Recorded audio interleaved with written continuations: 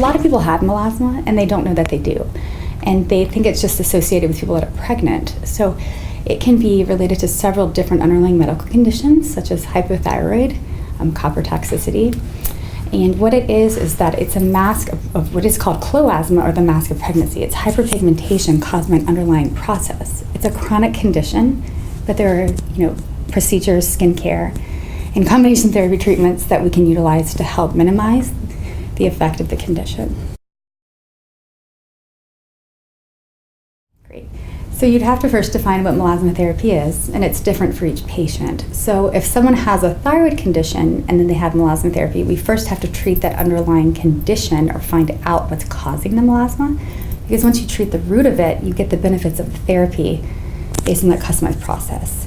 So the benefits of the therapy, let's say if somebody had melasma from hypothyroid, is that we treat the hypothyroidism, or we refer to a specialist for that. And then we treat whether it's epidermal, dermal melasma, and we use a Woods lamp for that to be able to see difference in texture, tone. But the mainstay therapy in an aesthetic industry for melasma is microneedling and peels. And what a lot of people think is that with peels, you have to peel like crazy to get a good result, and that actually causes what's called PIH, post-inflammatory hyperpigmentation. So we customize the peels to be more progressive than aggressive, and then we microneedle. So the benefit is that you push up that pigment up and out. You also address the fine lines and wrinkles by microneedling.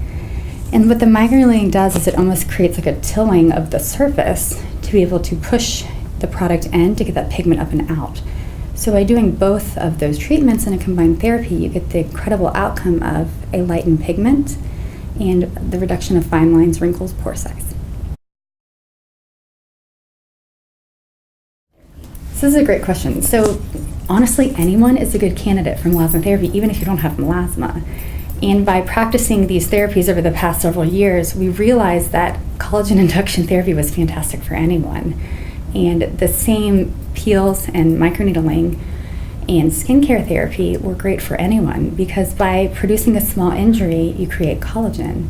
So honestly, anyone is a good candidate. We just customize it and call it something different, but it's actually truly the melasma therapy as well. So that's a good question with downtime. Everyone's downtime is different because everyone reacts different. And with an immune response, a histamine reaction, like the redness, is different from person to person. It also depends on the depth that we're treating the microneedling. Like if it's that top layer, you're not going to have as much as a recovery as if we treat near that dermal layer. So it depends, honestly. And when you come in for your consult, we can address that more. So there's actually the treatment each time, and that can last from anywhere from an hour for the procedure. But the results are dependent upon the patient and their compliance with the, how they take care of post-care, how they continue to follow the line of therapy, which we recommend at every 28 days. And the logic behind that is because the skin cell cycle is 28 to 30 days. So compliance is a factor. It's a chronic condition, so we're not curing anything, but we're helping it.